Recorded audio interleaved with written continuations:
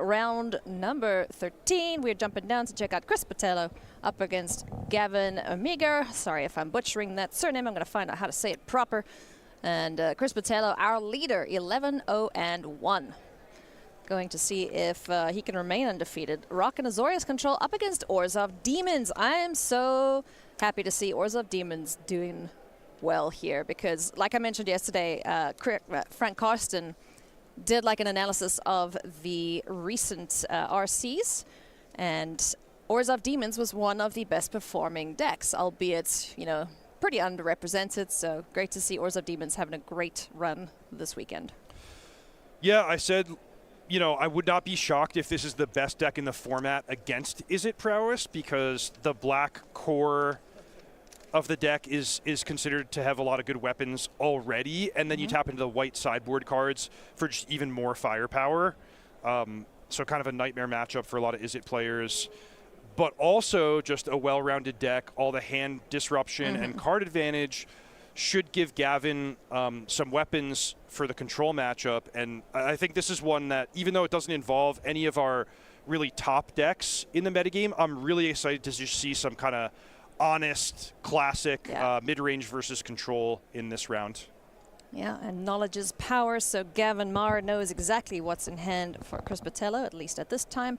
Meringue River Regent, the choice off of Cruel Claws Heist, and we're going to do it again. So let's take a look, see what you got. Ooh, get that stock up out of there. Oh, I love it. With the gift promised, so Gavin's going to take away a card and then have the ability to cast it himself on a future turn. So what's better than a mono black deck full of discard spells? A mono black deck that also gets to stock up. Hell yeah. That is the one thing I like about Black's color identity. I like playing my opponent's stuff because sometimes it is just better. Turn passes back now to Gavin. Looking to unseat Chris Botello as the tournament leader. Fountain Port is the land, and pass right back. Ah, Chris looks very sus. What are you doing? Or, now he's chill with it. Demolition Field, gonna blow up some lands? Yeah, all right. Okay, Coil and Catch. Gross. Now that gets shuffled into Chris's library, right? I hope so. I would imagine so. That would be pretty silly if it's in yours. Yeah, there is no mechanism in Magic for shuffling a card that you don't own into your own library. Although there are cards that have been misprinted in a way to you know, that would indicate otherwise. I remember I used to play with a card called Elixir of Immortality. Oh yeah. And I know that one. Yeah, you know, you activate it, you shuffle it into its owner's library, but there were two different printings of the text box based on, like, let's say the M10 versus M11 printing, and one of them said the owner's control, the other said the controller's library, you know? Oh, and so it was like really gotcha, confusing depending on if you encountered that corner case of the opponent stealing the Elixir of Immortality. Oh, that's beautiful. I want to find me one of those misprints. Oh, hello. All right. So now we're going to get to look at Chris Botello's hand once again, as Gavin is having a great time here with all of the hand disruption and taxing cards. This is Anointed Peacekeeper. Yeah, so this is a very cool card in the proud tradition of white creatures that just annoy the opponent, make their cards more expensive.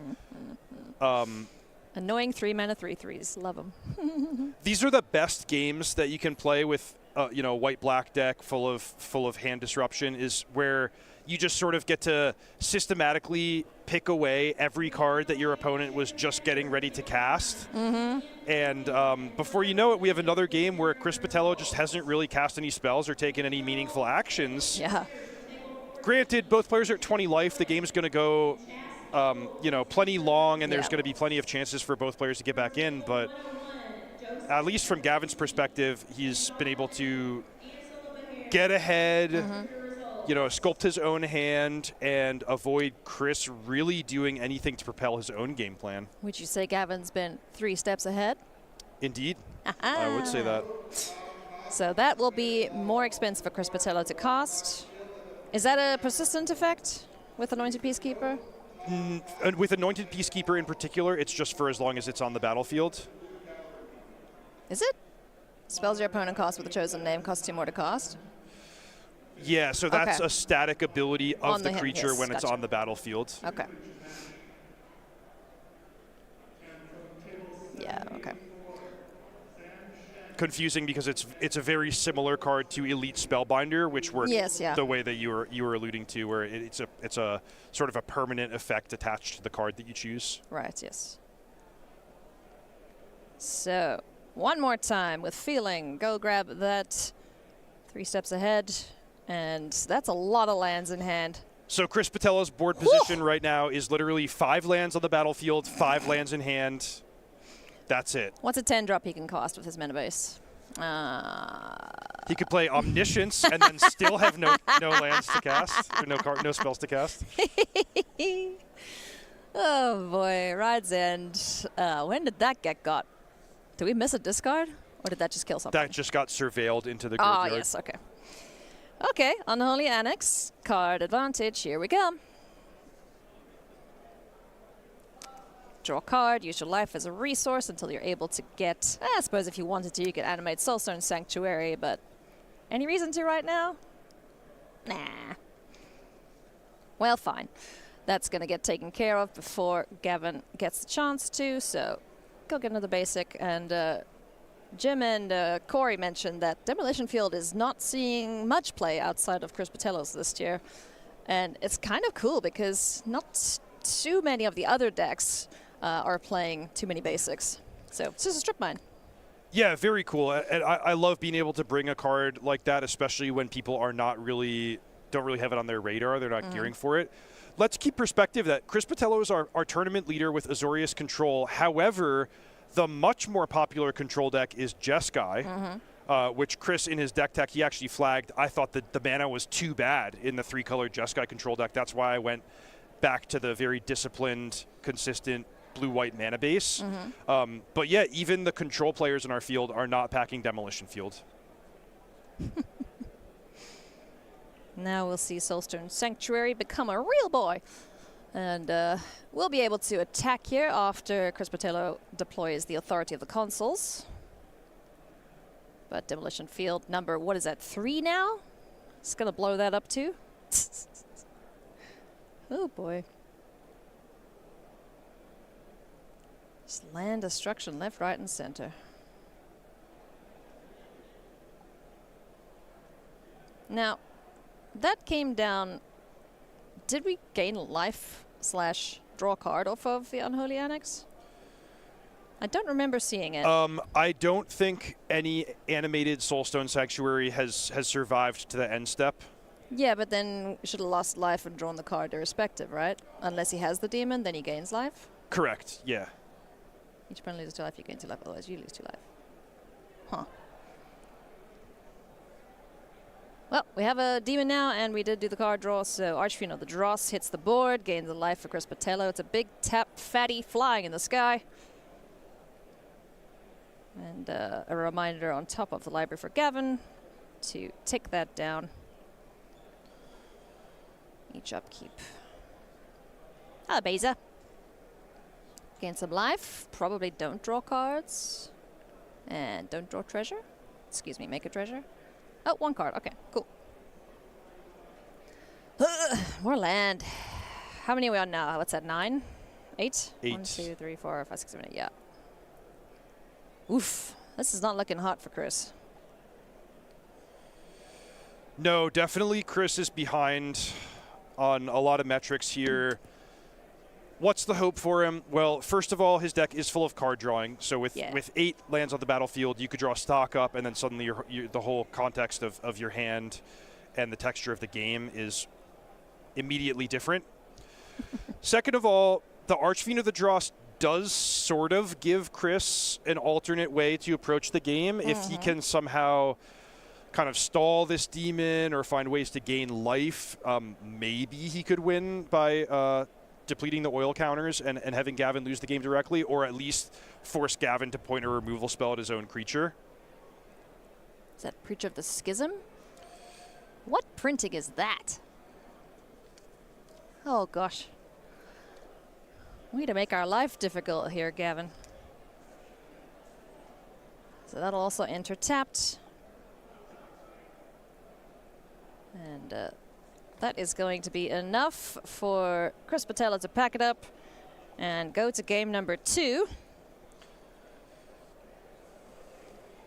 We want to say a big thank you once again to our sponsors for this event, Beckett and Dragon Shield. If you want to get your cards graded, send your cards to Beckett, or, you know, come to one of these events where they generally have a booth and can sort your cards out for you. I'm not sure if they do it on site precisely, but it's a great way to get in, because I know a lot of these card grading services, their backlog is crazy because people want to get their shinies graded, and then to protect all your shinies, put them in Dragon Shield. Go get some of the best sleeves in the business.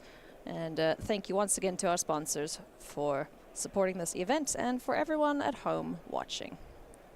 Y'all are cool and we like you. Duress to kick things off. Woo! See, that's what we needed last game, right? 2 stock-ups. There's a No More Lies. There's a Nope and a Land Destruction spell once again. I'll tell you what Chris doesn't need here is he doesn't need the Adarkar Wastes Demolition Field start. That's unnecessarily painful for his deck that he brought to the tournament because of its nice, smooth, consistent, painless mana base. Granted, he should be totally fine if he just finds a 3rd land of any type. But if he does wind up being stuck on those 2. All right, there we go. See Chrome Coast. Now we're off to the races. Easy peas, lemon squeeze. Okay, so No More Lies taken care of, allowing Gavin to do whatever the heck he wants. Hey, Caustic Bronco! This guy, this caused a lot of conflict, I would say, and arguments among players that I chatted to about it. Some people were like, why would you want to play this? It's just going to kill you. And everyone was like, but it's a free card. It's like, your life total is going to go bye-bye. So people were split on this one. What's your take on Caustic Bronco? My take is that I'm willing to pay a lot to get a free card. Fair, but it has killed you before, right? Yes, and I've seen it kill opponents, and it's similar to my old favorite card, Dark Confidant, which is previewed as a Final Fantasy card. Going to be standard legal in just a month from now. That's awesome. But, yeah, I mean, Gavin, he's basically got Thoughtseize Dark Confidant Liliana, you know, for those who remember that deck back in Modern. It's the standard equivalent, Duress, Bronco, Liliana. Oh, goodness me. Liliana, not like an overly powerful planeswalker, but still just so damn good at what she does. Exactly. She's so good at what she does. Now, there are Obstinate Baloths, Wiltleaf Lieges running around. She is not particularly strong against the Corey Steelcutters and haste creatures of Izzet, but boy, when you get a Duress Liliana draw against blue-white control, she is still a powerhouse. Oh boy, because that's how the control deck kills you. It's with card advantage. Not much else. So if Liliana's ripping apart your opponent's hand, then you are having a great time. But Stock Up is going to do what it does best and give Chris Patello more options to look at.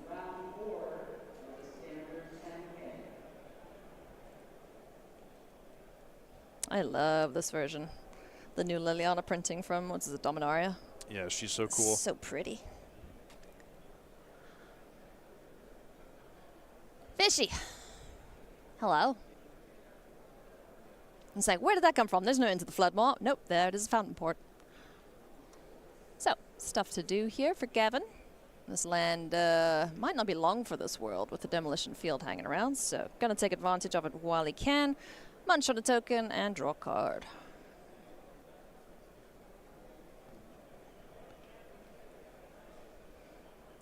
Gavin's mana base has done a lot of work over the course of the match.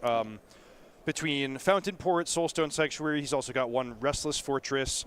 That's a lot of long-term value lands for games that are dragging on, sometimes going to top deck wars.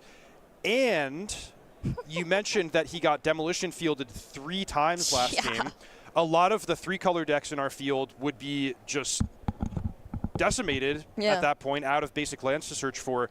But because he's the core of Gavin's deck is 1 color, almost mono black, he has no shortage of basic swamps to support this plan as well.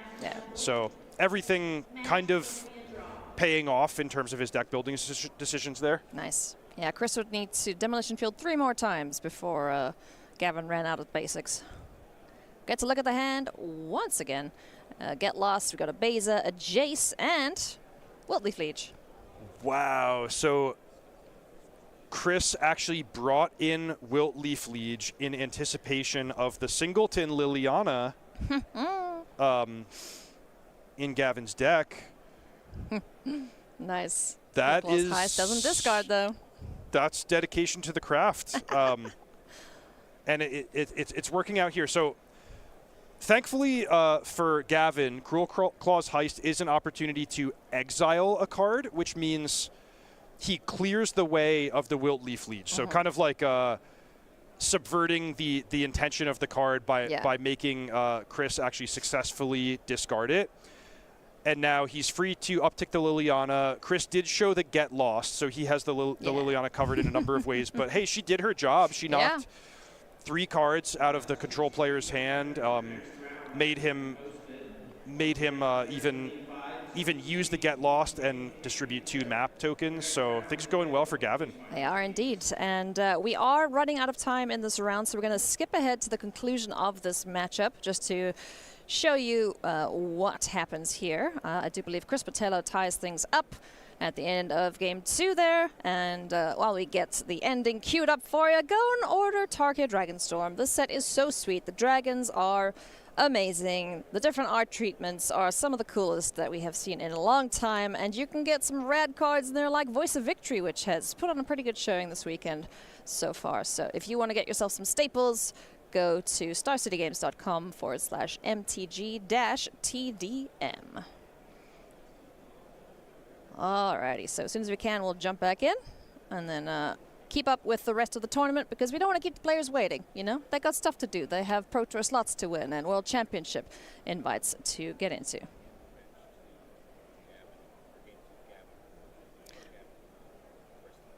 All right, and just a correction, apologies from our side, is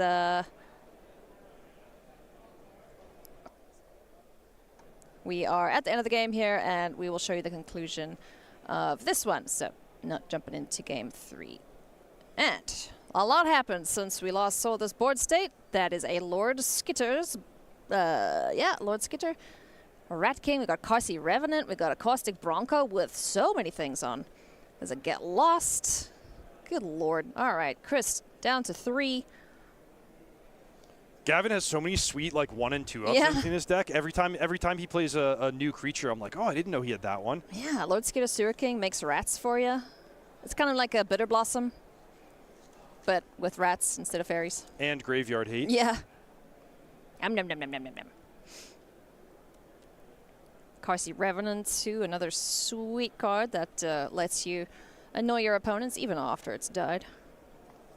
Oh boy. Map tokens being used to clear off the top of the deck here for Gavin.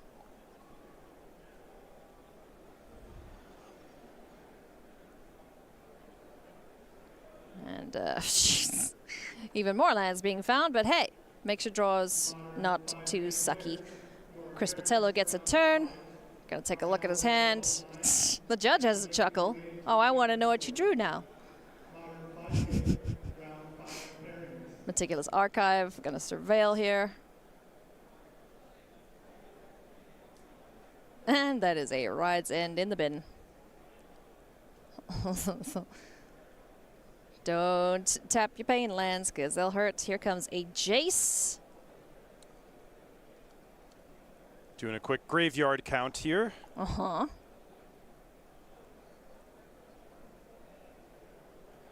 So Chris is going to have to draw something off of the Jace activation to stay alive.